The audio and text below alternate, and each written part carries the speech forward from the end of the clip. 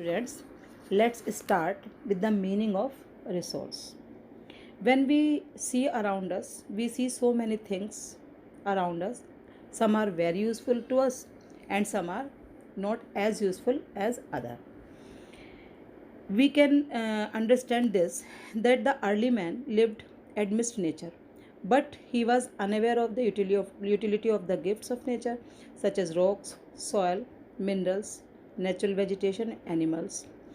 As the time passed, early men learned the technique to transform these things of nature to items that they could use to make their life more comfortable.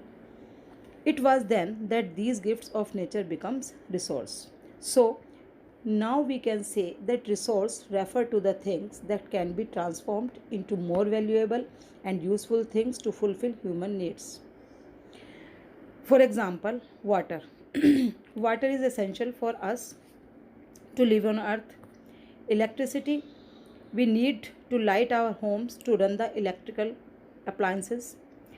Vehicles, textbooks, vegetables, fruits, and flowers, all the things fulfill our needs. So these things are called resource. Next, we will try to understand the value of resource. Value means the worth of an object or resource.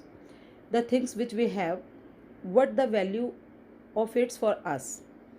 And we can also say that the resource can differ from time to time and from person to person. For example, and for an educated man, a book is a resource, but if a person is not educated, book is not as valuable as educated man because he cannot read it properly. So, just like this, resource have both an economic as well as aesthetic value. For example, when we grow flowers in our garden, it has no any economic value, but when the florist sell the flowers in the market, they acquire an economic value. Now we go ahead the types of resources. The resources are broadly classified into three main categories, namely natural resources, human made resources, and human resources. All the resources which we extract direct from the nature are called natural resources, and the things which the human make are called human made resources, and human resources are human such as teachers, lawyers, doctors, etc. Now we will learn about natural resources. All the resources such as land, water, air, soil, minerals, natural vegetation, sunshine, and fossil fuel which are derived from nature are known as natural resources.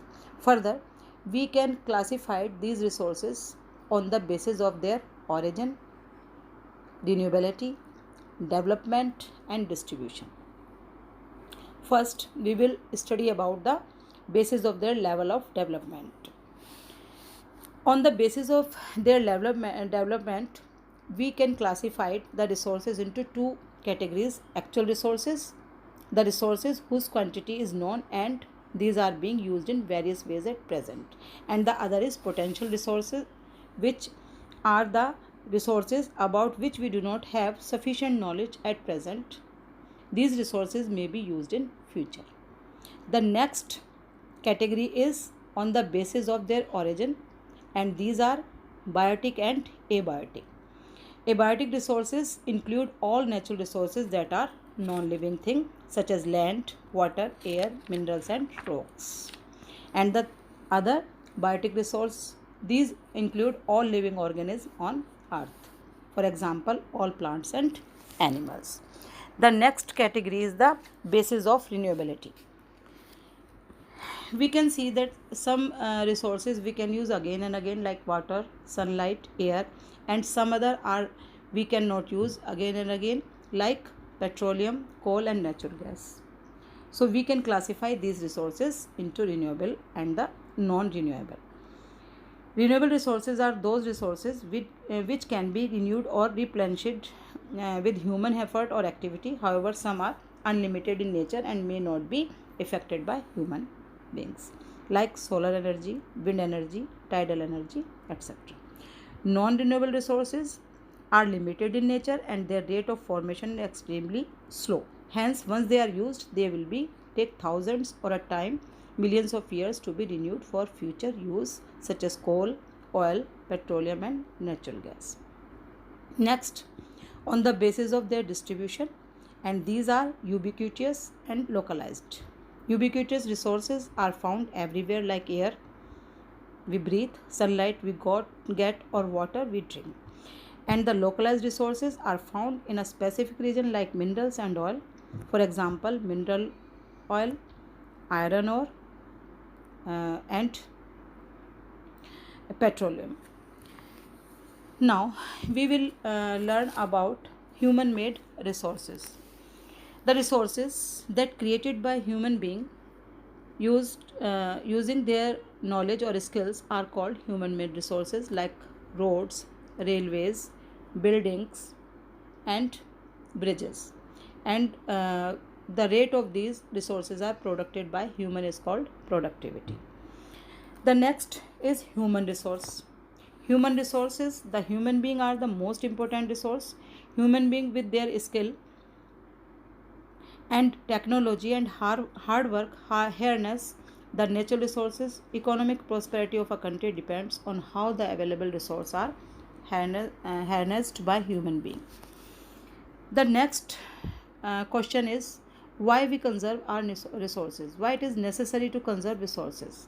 As we know that the resources are limited on the earth, so all resources should be used very carefully and wisely. While using the resources, we must give them time to renew it. For example, petroleum is a fossil fuel which is formed by the remains of plants and animals which were buried under the earth for millions of the years. When we use it, it exhausted and take time to renew. So it is our duty to use these resources very carefully.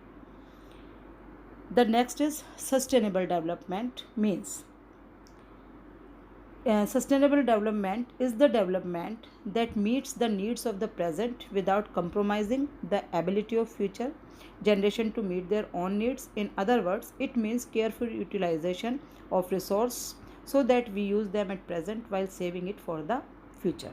To do this, we can reduce, recycle, and reduce the existing process. For sustainable development, we can use some principles in our life, such as minimize and reduce the depletion of natural resource, conserving the earth's diversity, minimizing the depletion of natural resources, changing personal attitude and practices towards the environment, enabling communities to take care for their own environment, respecting and care for all forms of life. So the students, now you are able to understand what are resources, the value of resources, and the classification of resources, and why it is the present need to conserve our resources. As you hear so many times that save water, save earth, save wildlife, it means if we save these things, we can live on the earth so many years. Okay students, thanks and bye.